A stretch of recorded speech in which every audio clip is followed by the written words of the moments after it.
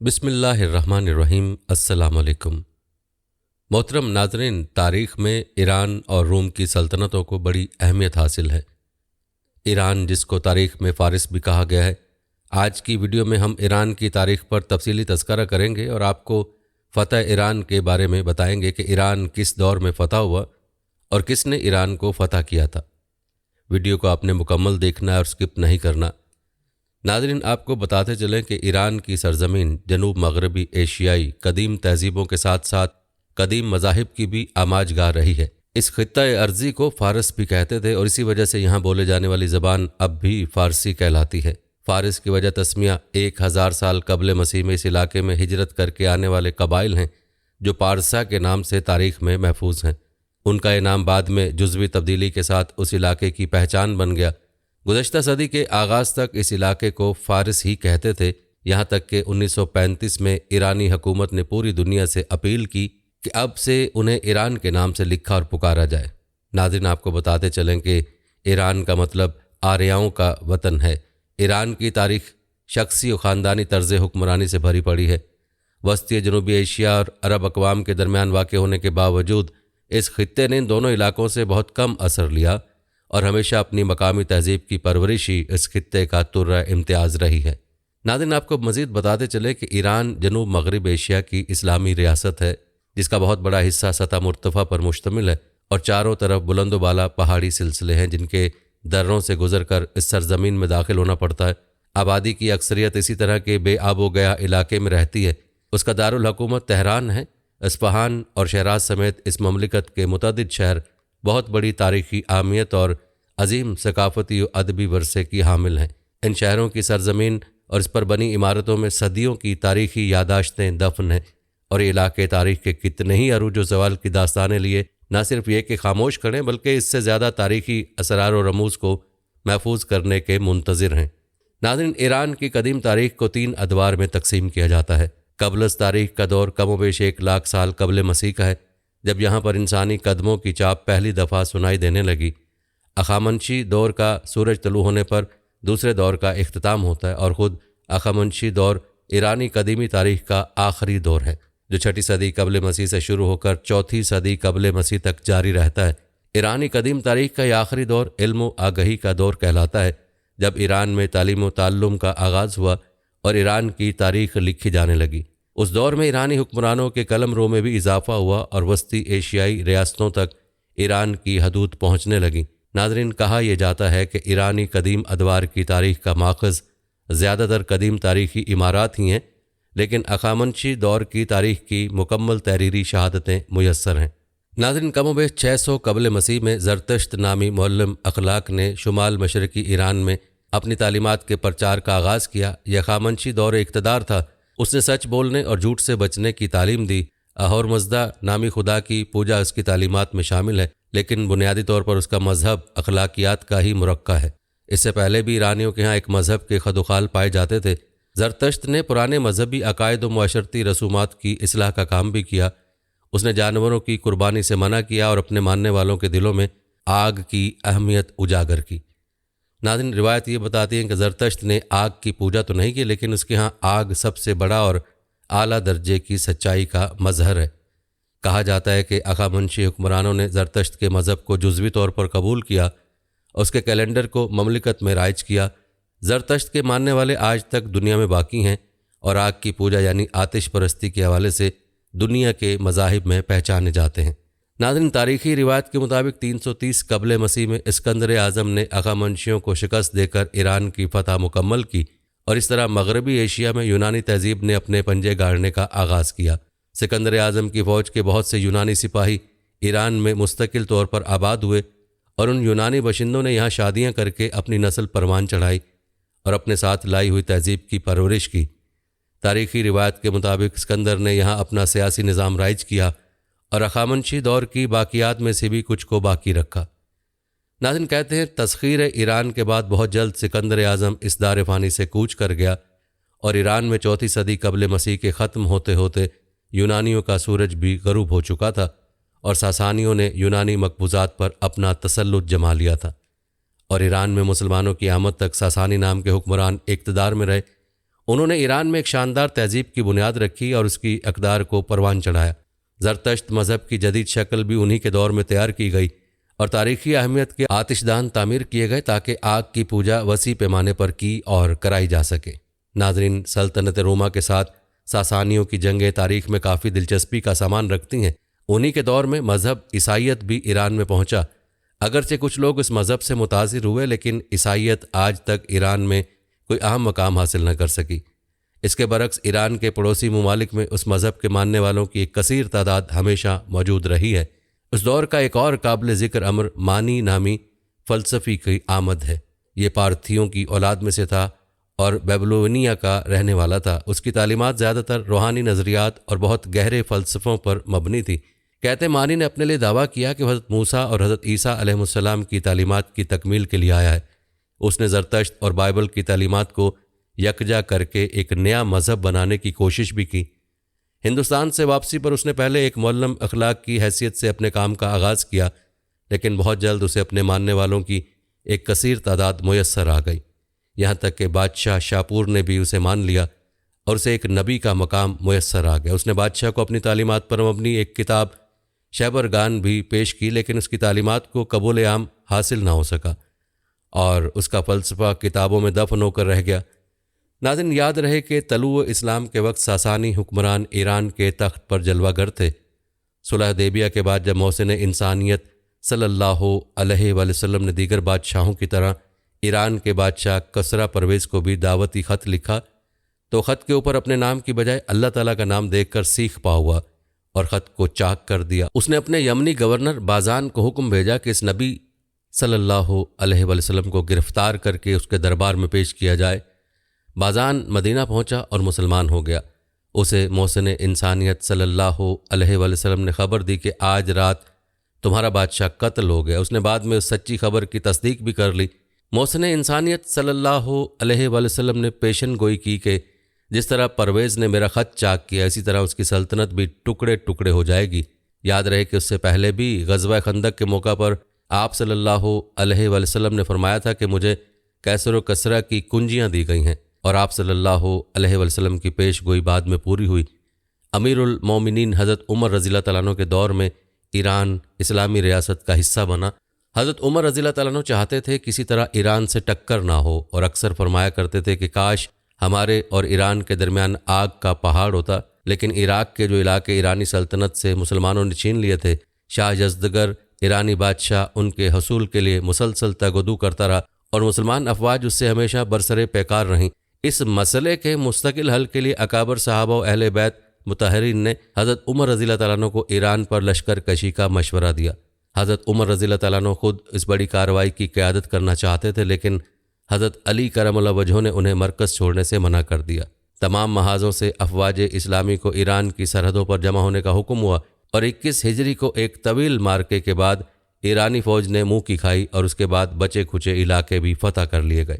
کہتے جب مدینہ میں فتح کی خبر پہنچی تو حضرت عمر رضی اللہ تعالیٰ عنہ نے مسجد نبوی میں مسلمانوں کو جمع کر کے خطاب کیا اور کہا کہ آج مجوسیوں کی سلطنت تباہ ہو گئی ہے، ان کے عظیم الشان ملک کی ایک چپا زمین بھی آج ان کے قبضے میں نہیں۔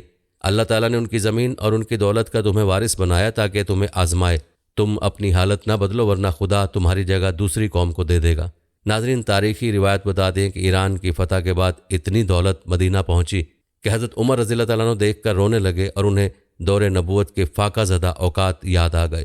ایران کے آخری فیصلہ کن مارکے میں کامیابی کے بعد میدان جنگ میں فاتح مسلمانوں نے شکرانے کے 8 نوافل ایک ہی سلام کے ساتھ باجماعت ادا کیے تھے۔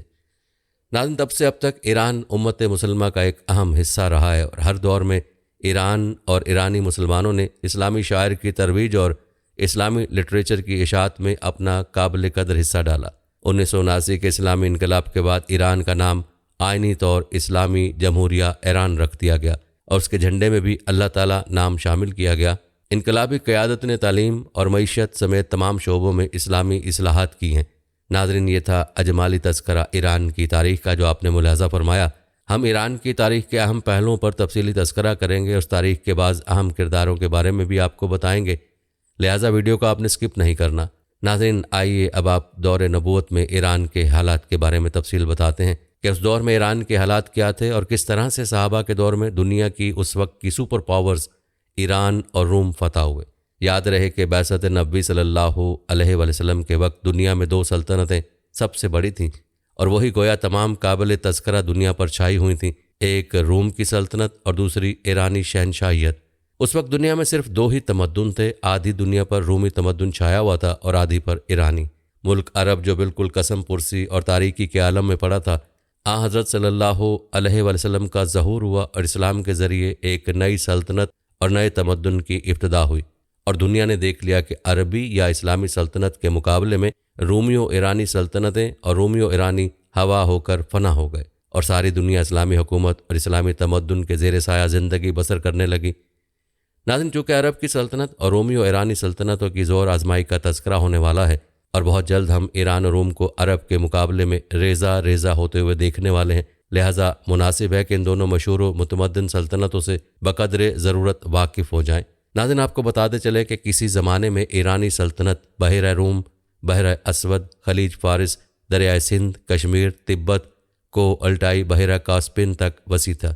کیانی خاندان کی حکمرانی اور رستم زابستان کی پہلوانی کا زمانہ گزرنے کے بعد اسکندر یونانی نے سلطنت ایران کو پارا پارا کر دیا تھا، لیکن تمدن ایرانی باقی رہا تھا۔ بعثت نبوی صلی اللہ علیہ وسلم سے 400 سال پیشتر اروشیر بابکا نے ساسانی خاندان کی بنیاد ڈالی۔ ساسانی خاندان نے کیانیوں کی وسیع سلطنت کے اکثر حصوں کو اپنی مملکت میں شامل کر کے خلیج فارس، دریائے فرات، بحیرہ کاسپین، دریائے سندھ، دریائے جہون کے درمیان ایک وسیع اور ٹھوس سلطنت قائم کر کے تمام براعظم ایشیا کی سیادت حاصل کر لی تھی، جبکہ رومیوں کی سلطنت کا مرکز سلطنت اٹلی کا شہر روما تھا، جس میں جولیس سیزر، زیسنسٹ، اینموستس وغیرہ شہنشاہ گزر چکے ہیں۔ اس سلطنت میں قریباً تمام براعظم یورپ اور مصر و ایشیائی کوچک شامل تھا۔ کچھ عرصے کے بعد اس رومی شہنشاہی کے 2 ٹکڑے ہو گئے۔ مغربی حصے کا دارالسلطنت تو شہر روما ہی رہا، لیکن مشرقی حصے کا دارالسلطنت شہر قسطنطنیہ قرار پایا۔ یاد رہے کہ قسطنطنیہ کے قیصر کو بھی قیصر روم ہی کے نام سے پکارا جاتا تھا، جس کے تحت و تصرف میں مصر و حبش اور فلسطین، شام اور ایشیائی کوچک اور بلکان کے ممالک تھے۔ اس مشرقی رومی سلطنت کی شان و شوکت اور قوت و سطوت کے آگے مغربی روم کی حیثیت و حقیقت ماند پڑ گئی تھی۔ ایشیائی کوچک اور عراق کے میدانوں میں ان دونوں شہنشاہیوں یعنی رومی اور ایرانی سلطنتوں کی حد فاصل کوئی قدرتی چیز یعنی پہاڑ و سمندر وغیرہ کے نہ ہونے سے کبھی کبھی ایک دوسرے سے ٹکرانے اور مارکا آرا ہونے کے بھی موقع آ جاتا تھا۔ ناظرین، یاد رہے کہ حضرت صلی اللہ علیہ وسلم کی ولادت کے وقت ایران کا شہنشاہ نوشیروان عادل ساسانی تھا، جبکہ آپ صلی اللہ علیہ وسلم کی بعثت کے وقت ایران پر نوشیروان عادل کا پوتا خسرو پرویز متمکن تھا، اور قسطنطنیہ میں ایک زبردست بغاوت قیصر فوقا کے خلاف نمودار ہوئی۔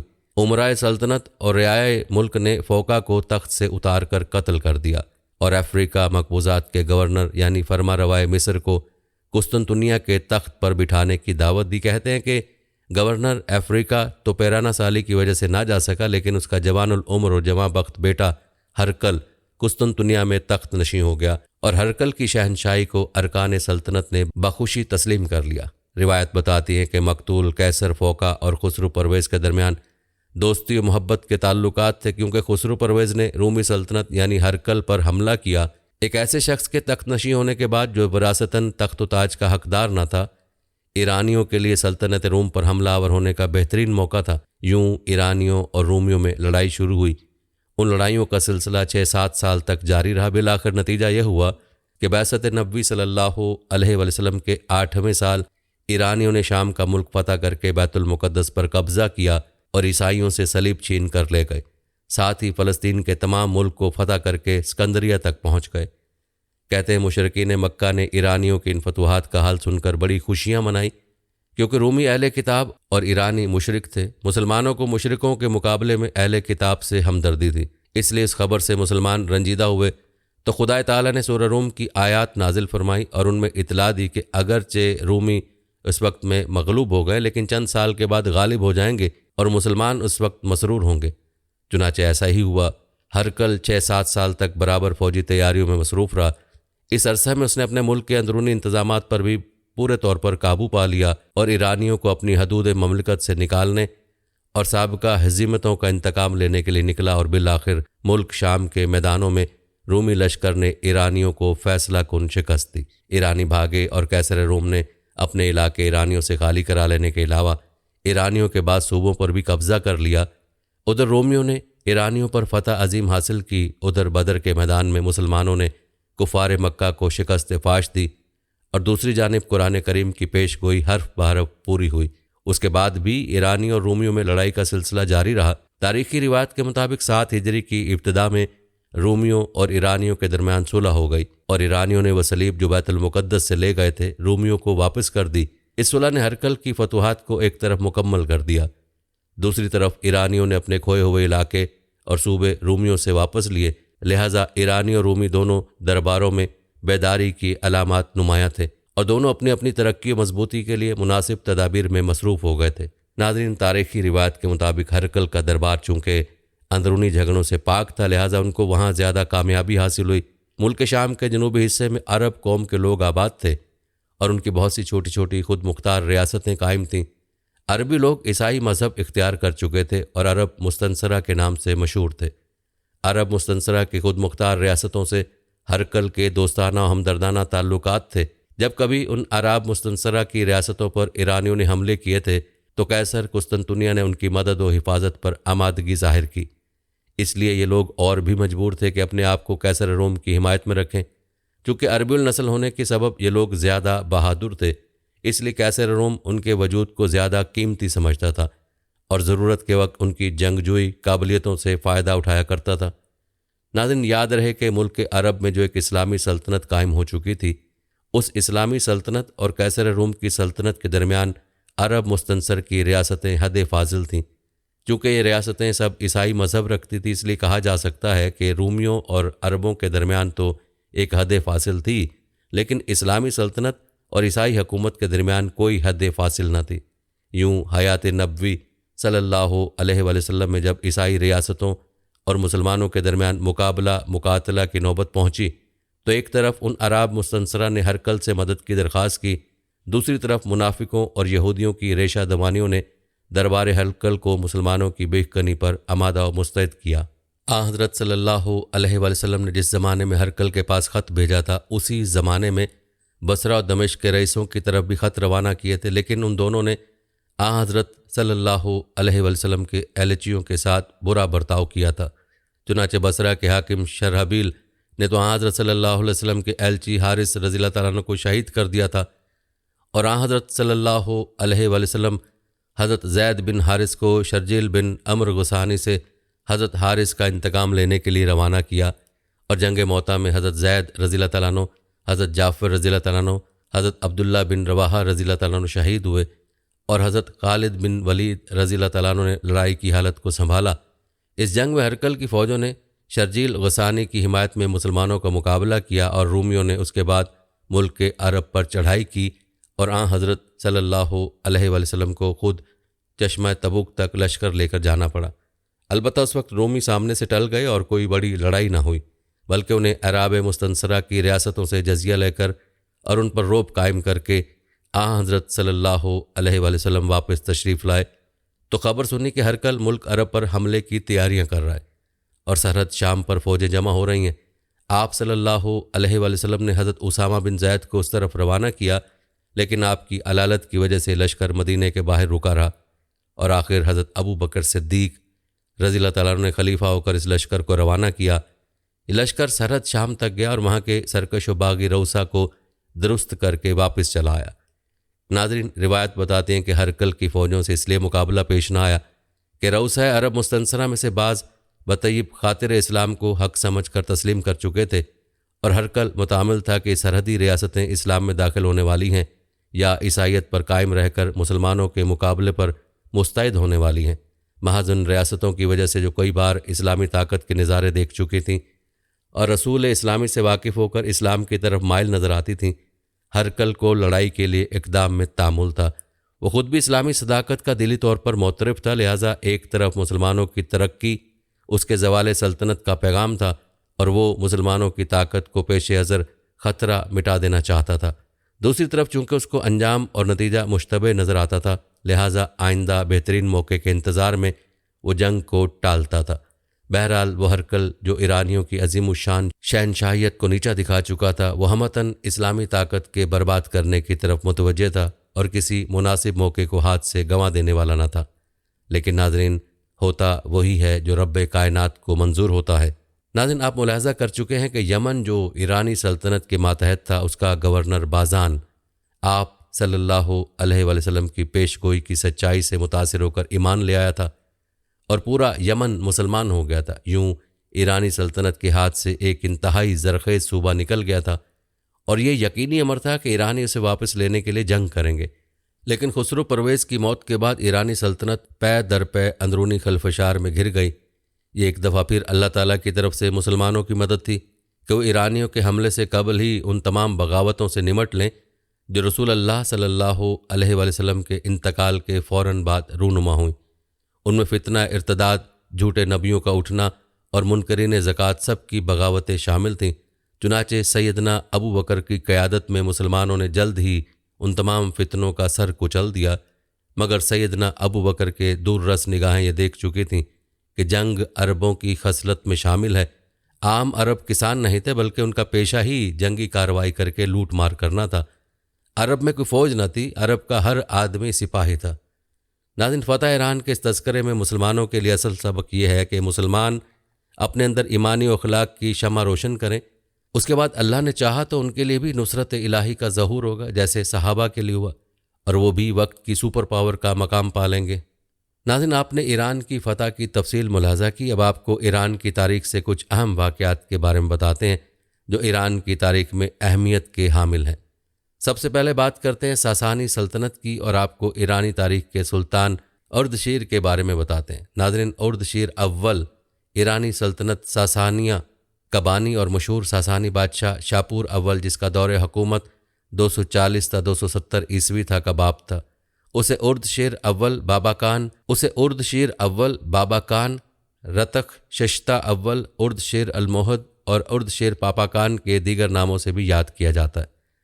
وہ استخر کے شہزادے پاپاک، جسے باباک اور پاباک بھی کہا جاتا ہے، اور قبیلہ شبانکاری کی شہزادی رودک کا بیٹا تھا اور 180 عیسوی میں فرسیس کے علاقے تردیہ میں پیدا ہوا۔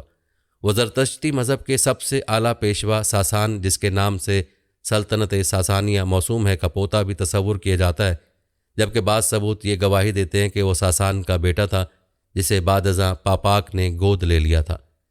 ناظرین، کہا جاتا ہے کہ اردشیر اول بادشاہ ارتابنس چہارم کے دور میں اشکانی یا پارتھی فوج میں ایک سپہ سالار تھا۔ اس کے خاندان کے استخر کے اہم علاقہ جہاں ہخامنشی سلطنت کی دارالحکومت تخت جمشید کے آثار موجود تھے، پر حکومت کی باوجود اس کے ہخامنشی سلطنت 550 تا 330 قبل مسیح ایک قصہ پارینہ ہو چکی تھی، لیکن اردشیر اول کے وقت میں اس کی وحشت و ظلم اب بھی علاقے میں بدستور برقرار تھا، اور اس کے خاندان نے اس علاقے کے اقتدار ارتابنس چہارم کو سونپنے سے انکار کر دیا۔ دونوں کے مابین تعلقات کی مزید کشیدگی سے اردشیر اول نے ارتابنس چہارم، جس کی طاقت اپنی آخری سانسیں لے رہی تھی، کے خرچ پر اپنے لیے بے شمار فوائد اکٹھے کیے۔ ناظرین، آپ کو بتاتے چلیں، اردشیر اول عام طور پر مشرق وسطیٰ اور خاص طور پر ساسانی سلطنت کے عظیم ترین بادشاہوں میں سے ایک سمجھا جاتا ہے۔ روایت بتاتی ہیں کہ 224 عیسوی میں اردشیر اول نے ارتابنس چہارم کو جنگ میں شکست دی، جس کے نتیجے میں اس نے پارتھین سلطنت یا اشکانی سلطنت کا تختہ الٹ دیا اور سابقہ فارسی ہخامنشی سلطنت کے کامیابی کے نمونے پر اپنی ذاتی سلطنت کی بنیاد رکھی۔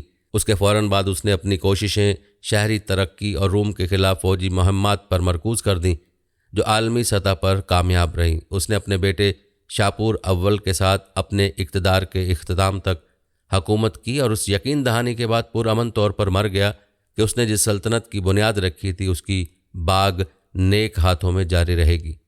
ناظرین، تاریخی روایت کے مطابق 330 قبل مسیح میں سکندر اعظم کی ہخامنشی سلطنت کے زوال کے بعد سلکی سلطنت نے اس علاقے پر قبضہ کر لیا، یہاں تک کہ ان کی جگہ پارتھیوں یا اشکانیوں نے لے لی۔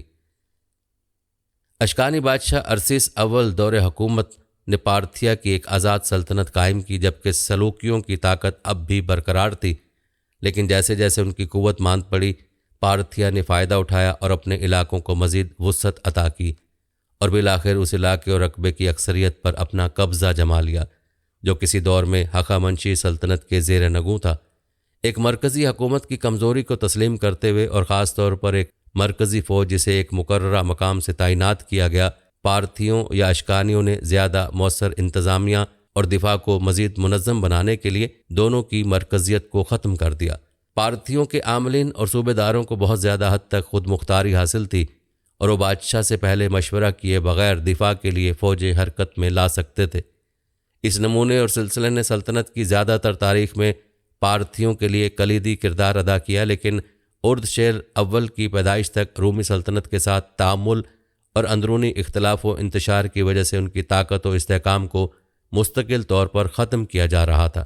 لامرکزیت جس نے ابتدا میں اس قدر اہم امر سر انجام دیا، اب ایک بوجھ ثابت ہو رہی تھی، کیونکہ روم زیادہ آدمیوں کو میدان میں اتار سکتا تھا جس کا انفرادی صوبے داروں اور عاملین کی چھوٹی افواج مقابلہ نہیں کر سکتی تھیں۔ مزید یہ کہ اس وقت تک ان عاملین اور صوبے داروں کی خود مختاری کے نتیجے میں سلطنت کے اندر چھوٹی ریاستیں وجود میں آئیں جنہیں سلطنت کے تحفظ سے زیادہ اپنے مفادات سے واسطہ تھا۔ ناظرین، روایت بتاتے ہیں کہ اردشیر اول نے زرتشتی پادریوں کو اپنے دربار میں زرتشتی مذہب کے مرکزی دستاویز اویستا کی تلاوت کے لیے مدعو کیا اور اس کی نقل بھی کروائی تھی۔ اردشیر اول کا ماضی کے بارے میں علم ہخامنشی سلطنت تک پھیلا ہوا ہے۔ اس کا واضح ثبوت ہے کہ وہ اپنے لوگوں کی مذہبی روایات کو تحریری طور پر محفوظ کرنے کی کوششوں میں موجود ہے۔ زرتشتی مذہب ایک زبانی کلامی عقیدہ تھا، اس میں قطعی طور پر کوئی تحریری صحیفے کا عمل دخل نہیں تھا، اور اس لیے اس عقیدے کو پادریوں نے برقرار رکھا جو اوستان کی قدیم زبان میں زرتشت کے احکام کی تلاوت کرتے تھے۔ پادریوں کی ہر نسل نے حفظ کی گئی آیات کو اگلی نسل تک منتقل کیا، یہاں تک کہ اردشیر اول نے حکم دیا کہ انہیں لکھائی کا پابند ہونا چاہیے اور کاغذ کی نظر کیا جائے۔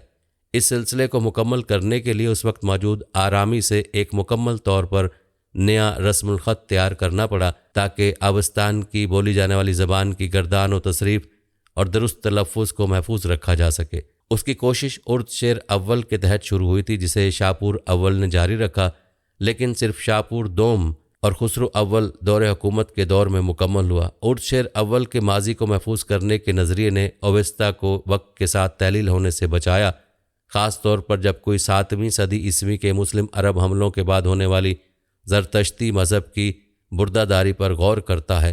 جب اسلام کی بالادستی قائم کرنے کی کوشش میں بہت سے زرتشتی متون متن کو تباہ کر دیا گیا تھا۔ اگر عقیدہ زبانی کلامی روایت بنی رہتی تو زرتشتی پادریوں کے قتل عام نے اسے ہمیشہ کے لیے خاموش کر دیا ہوتا، لیکن جیسا کہ یہ تھا، اوستا کو تحریری طور پر محفوظ کیا گیا اور یہ آج بھی زرتشت کے زندہ مذہب کا ایک لازمی حصہ ہے۔ ناظرین، بنیادی ذرائع سے یہ بات کافی حد تک واضح نظر آتی ہے کہ اردشیر اول اپنے لوگوں کی تاریخ کو اچھی طرح جانتا تھا اور اس نے اپنی سلطنت کے لیے بہترین کام کرنے والی چیزوں کو برقرار رکھ کر اس سے بھرپور فائدہ اٹھایا اور دوسرے پہلوؤں کو ترک کر دیا جو خود کو غیر مؤثر ثابت کر چکے تھے۔ ساسانی سلطنت کے سب سے زیادہ متاثر کن پہلوؤں میں سے ایک ہمیشہ ماضی کی بہترین چیزوں کو برقرار رکھنے، اس میں بہتری لانے اور دیگر عناصر کو ترک کرنے کی سوچ اور نظریہ رہا ہے۔ انہی اصولوں کو مد نظر رکھتے ہوئے اردشیر اول نے تعمیراتی منصوبوں کا آغاز کیا جو تخت جمشید جیسے ہخامنشی شاہکار کی شان و شوکت کی عکاسی کرتے تھے، لیکن اس کے ساتھ ہی محراب جیسی اشکانی اختراعات کا استعمال کرنے کا آدیش دیا۔ پارتھین فن تعمیر نے گولیت پر زور دیا جس سے کاملیت اور استحکام کی رمز بندی ہوتی تھی، اور اردشیر اول کے کاموں نے اس روایت کو جاری رکھا۔ اس نے رومی فن تعمیر سے گنبد کا تصور بھی مستعار لیا، لیکن کسی عمارت کی چوٹی پر قائم گنبد کی بجائے یہ زمین سے اوپر کی طرف بڑھتا ہے جسے اکثر محراب کا سہارا حاصل ہوتا ہے۔ واضح طور پر اردشیر اول نے کون کون سے موجودہ کھنڈرات پر کام کروایا تھا جو آج تک موجود ہیں اس کا اندازہ لگانا مشکل ہے، لیکن یہ خیال کیا جاتا ہے کہ اس کے بیٹے نے اپنا نقطہ نظر جاری رکھا اور ممکنہ طور پر مدائن میں تاج کسریٰ عظیم محراب شاپور اول کے تحت اس کے والد کے نظریے کی طرز پر تعمیر کیا گیا تھا۔ ناظرین، روایت بتاتے ہیں کہ اردشیر اول کے دور حکومت کی سب سے مشہور تعمیراتی اختراعات میں سے ایک مینار کی ترقی تھی جس نے گنبد کے تصور کو بلندی تک پہنچایا۔ کسی عمارت کے اوپر ایک سادہ گنبد کی بجائے مینار نے اپنی چوٹی سے اونچائی کو بڑھایا اور آرائش کے ذریعے عمارت کی عظمت میں اضافہ کیا۔ मशरिक़ वस्ती के मीनार जो आज तकरीबन मुस्लिम अरबी फ़न तामीर के मुतरादिफ हैं, असल में फ़ारसी थे और उर्दशेर अव्वल के दौरे हुकूमत के ज़माने के थे। नाज़रीन, रिवायत के मुताबिक उर्दशेर अव्वल के वालिद और मुमकिना तौर पर दादा दोनों ज़रतश्ती आला पादरी रह चुके हैं, जो कि देवता अहोरा मज़दा के लिए वक्फ आतिश कदा जात की देखभाल के ज़िम्मेदार थे। उर्दशेर अव्वल ने उसी निस्बत से बग़ैर किसी झिझक के ज़रतश्ती मज़हब को रियासती मज़हब बनाया, लेकिन मजहबी रवादारी की हमखामशी पॉलिसी को मद्देनज़र रखने हुए दूसरे मज़ाहिब को इबादत करने की इजाज़त दी, जैसा कि वो मुनासिब समझते थे। ऐसा मालूम होता है कि उर्दशेर अव्वल इतना रवादार नहीं था जितना शायद साइरस आज़म, ज़ुल्करनैन या दारा अव्वल जैसे हमखामशी बादशाहों में था। जैसा कि कुछ शवाहिद मौजूद हैं कि गैर ज़रतश्तियों को उर्दशेर अव्वल के अकीदे से कम हकूक़ दिए गए थे, लेकिन ये रुझान शाहपुर अव्वल के दौरे हुकूमत में उसके बरक्स हो गया था। नाज़रीन, तारीख़ी रिवायत बताती हैं कि उर्दशेर अव्वल ने अपने बेटे के साथ अपने दौरे हुकूमत के इख्तिताम तक हुकूमत की और बिलाखिर 240 ईस्वी में ज़िम्मेदारी पूरी तरह से अपने जानशीनों के सपुर्द कर दी। शाहपुर अव्वल ने सासानी सल्तनत के शहनशाह सल्तनत की बागडोर संभाली। हालांकि उर्दशेर अव्वल के बारे में ख्याल किया जाता है कि वो 241 ईस्वी में अपनी मौत तक रियासत के मामलात पर मशवरा देता रहा। उर्दशेर अव्वल ने अपने दौरे हुकूमत में इस खित्ते को मुत्तहिद किया था और एक सल्तनत कायम की। फ़र्रुख लिखते हैं, अपने 20 साला दौरे हुकूमत के दौरान में उर्दशेर ने ना सिर्फ सासानी ताकत को मजबूत किया बल्कि नई ईरानी सल्तनत को तबाह करने की रोमन कोशिशों को नाकाम बनाने में कामयाब रहा। उसके नज़रिए को शाहपुर अव्वल ने तूल बख्शा, जिसने मवाफ़क़त और बेहतरी के लिए फ़ारसी हुनर को मद्देनज़र रखते हुए मजहबी अदम बर्दाश्त की तरफ अपने वालिद के रुझान को तर्क कर दिया और साइरस आज़म यानी ज़ुल्करनैन की हमखामशी नमूने को मुकम्मल तौर पर कबूल किया। शाहपुर अव्वल के तहत तमाम मज़ाहिब को आज़ादी से इबादत करने के फ़ैसले का खैर मकदम किया गया। शाहपुर अव्वल अपने वालिद की तरह भी सासानी बादशाहों में सबसे बड़े माने जाते हैं, लेकिन उसके दौरे हुकूमत की इतला सल्तनत के पहले बादशाह और बानी ने दी थी, जिसकी मुतासिर कुन सलाहियतों में देखने की सलाहियत शामिल थी कि क्या करना है और उसमें इस तसव्वुर को हकीकत बनाने के लिए दरकार महारत और हिम्मत भी मौजूद थी। नाज़रीन, ये थे चंद हालात व वाक़यात ईरान की तारीख़ से जो कि सासानी सल्तनत के दौर के थे, जो आपने फ़तह ईरान और ईरान की इस्लामी तारीख़ के साथ मुलाहज़ा किए। नाज़रीन, कमेंट सेक्शन में अपनी राय का इजहार ज़रूर करें और बताएं कि आप अगली वीडियो कौन से इस्लामिक टॉपिक पर देखना चाहते हैं।